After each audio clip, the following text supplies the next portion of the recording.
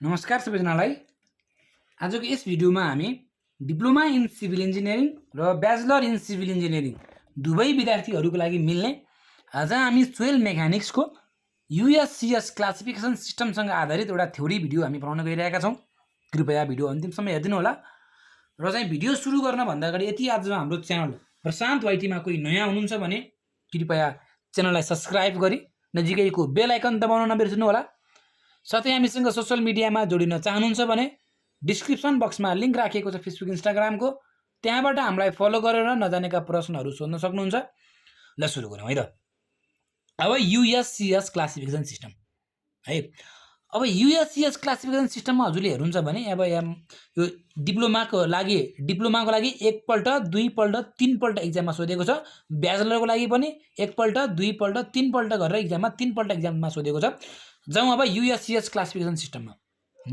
The USCS was the first develop by Casagrande भनेको जुन युएससिएस system छ त्यो युएससिएस सिस्टम भनेको चाहिँ सुरुमा कसले डेभलप गरेको भन्दा क्यासाग्रान्डे भन्ने एउटा साइन्टिस्टै भनौँ, सोइल मेकानिक्सको साइन्टिस्ट भनौँ होइन, क्यासाग्रान्डेले चाहिँ डिस्कभर गरेको एउटा सिस्टम हो सोइल क्लासिफिकेसन सिस्टम।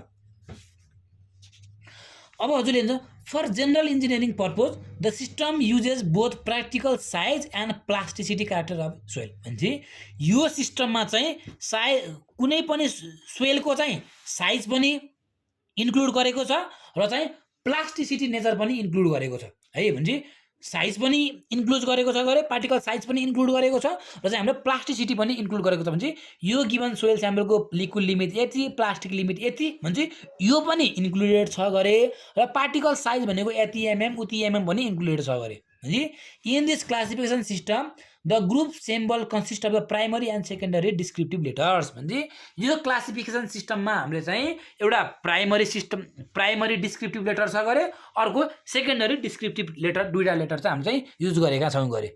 अब धेरैलाई थाहा छैन होला यो युएससिएस क्लासिफिकेसन सिस्टम भनेको के हो, यसको फुल फर्म के हो भन्ने होला।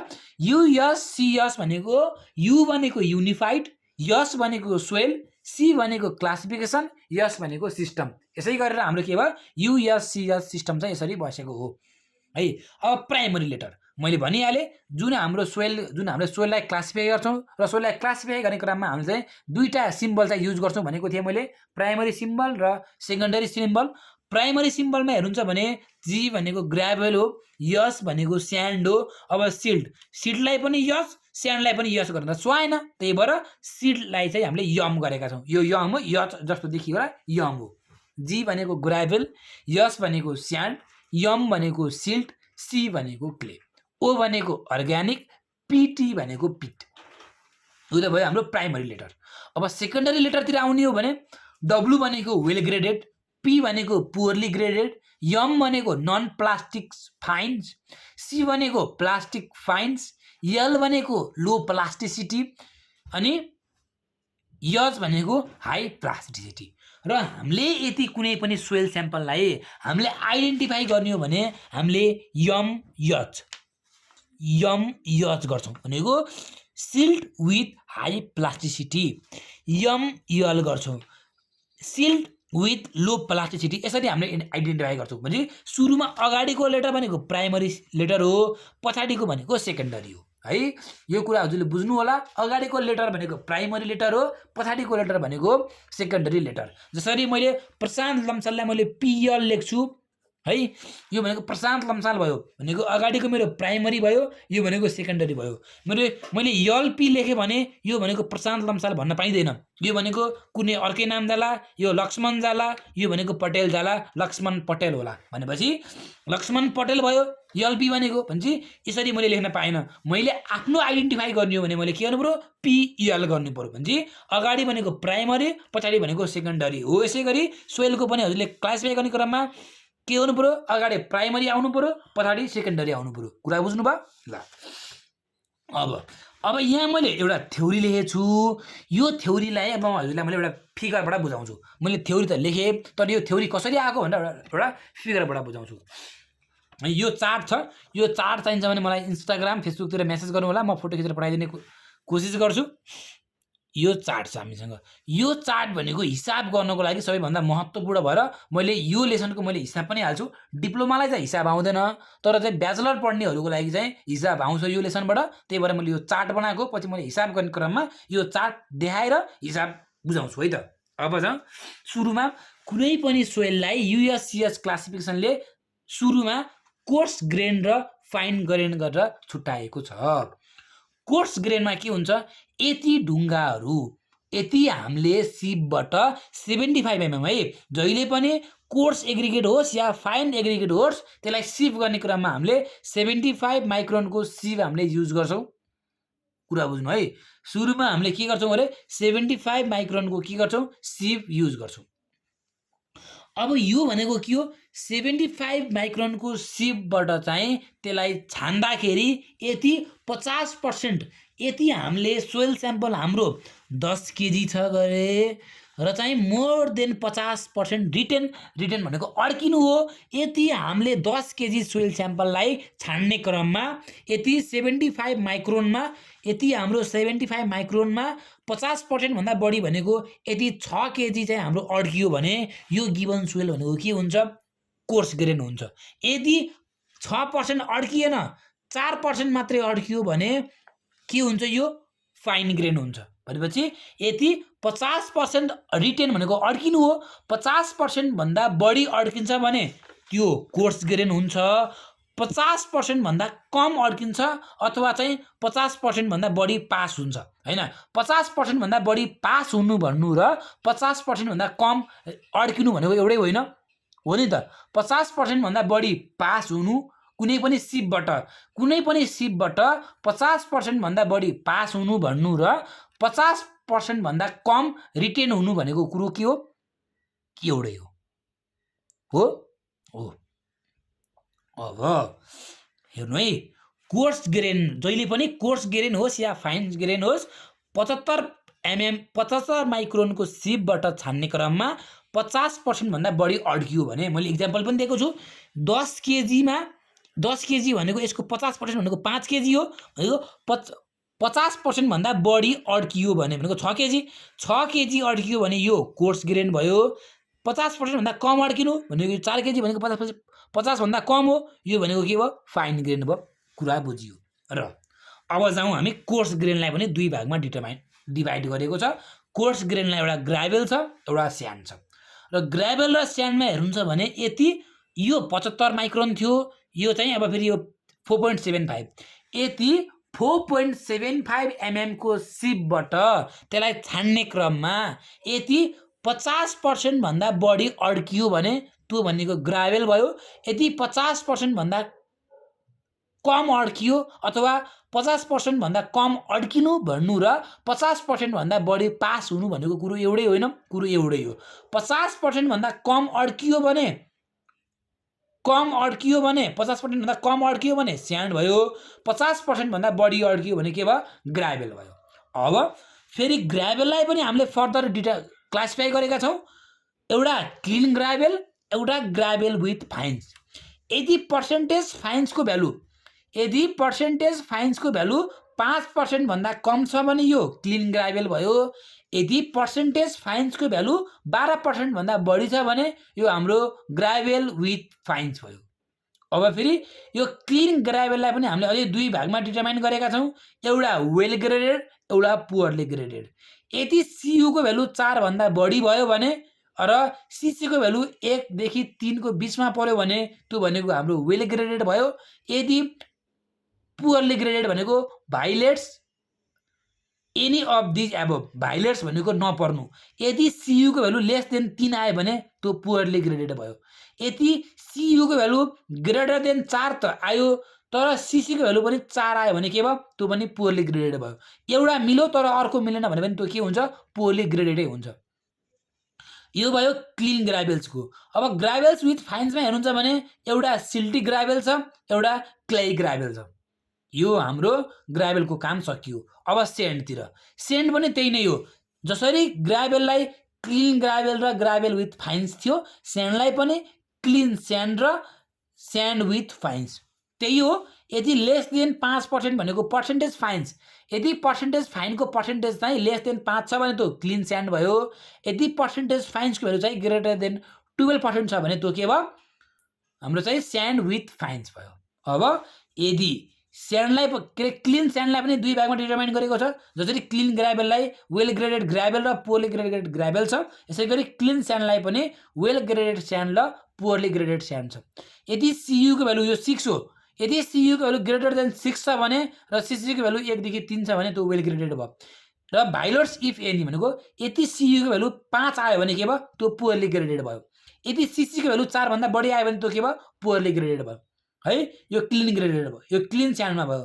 अब स्यान्ड विथ फाइन्समा हेर्नुहुन्छ भने यदि पर्सेन्टेज फाइन्सको भ्यालु चाहिँ 12% भन्दा बढी छ भने त्यसलाई हामीले सिल्टिक स्यान्ड र क्ले स्यान्डमा डिटरमाइन गरेका छौँ। यो भनेको कोर्स एग्रिगेटतिरको काम सकियो। अब हामी जान्छौँ फाइन एग्रिगेटतिर। फाइन एग्रिगेट भनेको जम्मा यति हो है, भनेको यति 50% भन्दा बढी पासिङ भयो भने र अथवा 50% भन्दा कम रिटेन भयो भने, 50% भन्दा बढी पास हुनु भन्नु र 50% भन्दा कम रिटेन हुनु भनेको कुरो एउटै हो। त्यो भयो भने त्यसलाई हामीले लो प्लास्टिक सोइल र हाई प्लास्टिक सोइलमा क्याटेगोराइज गरेका छौँ। यदि लिक्विड लिमिटको भ्यालु लेस देन 50% छ भने त्यो लो प्लास्टिक भयो। यदि लिक्विड लिमिटको भ्यालु 50% भन्दा बढी छ भने त्यो भनेको हाम्रो हाई प्लास्टिक भयो। अब यो लो प्लास्टिकलाई पनि हामीले 3 भागमा डिटरमाइन गरेका छौँ, inorganic silt, organic silt, clay भनेको छ। यो के हो, सिल्टलाई हामीले यमले डिनोट गरेका छौँ, सिल्ट अफ लो प्लास्टिसिटी। यम भनेको सिल्ट, यल भनेको लो प्लास्टिसिटी, भनेको सिल्ट अफ लो प्लास्टिसिटी। यो के हो, यो भनेको अर्गानिक सिल्ट, यो भनेको इनअर्गानिक सिल्ट, यो भनेको अर्गानिक सिल्ट। इनअर्गानिक सिल्ट भनेको यम, इनअर्गानिक सिल्ट भनेको M with low plasticity, organic silt भनेको O with low plasticity, Cl भनेको क्ले विथ लो प्लास्टिसिटी। अब यसमा हाई प्लास्टिक भनेको कुरा बुझ्नुभयो। इनअर्गानिक सिल्ट भनेको यम, inorganic silt with high plasticity, organic silt with low plasticity. Sorry, यहाँ हाई हो, यहाँ यच हो, यहाँ ओ यच है,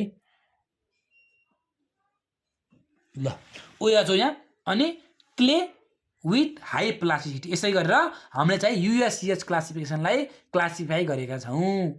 यति कुरा बुझ्नुभयो भने काम तमाम। USCH क्लासिफिकेसन सिस्टम चाहिँ बुझियो भन्दा हुन्छ। त्यही नै लेखेको मैले यहाँ, त्यही नै लेखेको यहाँ, त्यही लेखेको छु। कोर्स ग्रेन, कोर्स ग्रेनलाई हामीले ग्राभेल र सेन्डमा छुट्याएका छौँ। कोर्स ग्रेनमा यदि 75 माइक्रोन स्युब भन्दा बढी रिटेन भयो भने, कोर्स ग्रेनमा इफ मोर देन 50% चाहिँ रिटेन भयो भने then it is called coarse grain. Coarse ग्रेनलाई ग्राभेल र सेन्डमा छ कि ग्राभेल र सेन्डमा छ, यति 4.7 mm बाट सेभ गर्दाखेरि more than 50% retain, 4.7 more than 50% retain on 4.75 mm सिप, भनेको 4.75 mm सिपमा 50% भन्दा बढी रिटेन भयो भने त्यो ग्राभेल भयो, बढी रिटेन भयो भने ग्राभेल भयो, कम रिटेन भयो भने के भयो, अथवा बढी पासिङ भयो भने के भयो, त्यो चाहिँ हाम्रो स्यान्ड भयो। यसरी यहीलाई नै मैले थ्योरीमा लेखेको हो। अब हेर्नुहुन्छ भने यी ग्राभेल अल्सो क्लासिफाइड एज, ग्राभेललाई पनि हामीले कसरी क्लासिफाई गरेका छौँ भन्दाखेरि एउटा क्लिन ग्राभेल, एउटा ग्राभेल विथ फाइन्स हैन। यी फाइन्स पर्सेन्ट 5% भन्दा कम छ भने, 5% भन्दा कम छ भने यो क्लिन ग्राभेल भयो, 12% भन्दा बढी छ भने यो के भयो, ग्राभेल्स विथ फाइन्स भयो है। कुरो बुझियो। अब फेरि क्लिन ग्राभेललाई पनि हामीले के छ, दुई भागमा क्लासिफाई गरेको छ, एउटा वेल ग्रेडेड, एउटा पुअरली ग्रेडेड। वेल ग्रेडेडमा CU भ्यालु 4 भन्दा बढी र चाहिँ CC भनेको 1 देखि 3 भयो भने त्यो के भयो, वेल ग्रेडेड भयो। यदि भाइलेट्स गर्यो भने त्यो भनेको के भयो, पुअरली ग्रेडेड भयो। अब ग्राभेलमा पनि त्यही छ, यो भनेको यहीलाई नै मैले यहाँ लेखेको, त्यसलाई केही मान्नु पर्दैन। यो कोर्स ग्रेनको काम सकियो। अब फाइन ग्रेन, फाइन ग्रेन भनेको चाहिँ फेरि अब केमा हुन्छ, यो प्लास्टिसिटीमा डिटरमाइन हुन्छ, लो प्लास्टिसिटी, हाई प्लास्टिसिटी, त्यहीमा त्यसकै बारेमा लेखेको छु। यो केही पनि होइन है। त्यही इक्जाममा चार्ट बनाउन सक्यो भने धेरै फाइदा हुन्छ है।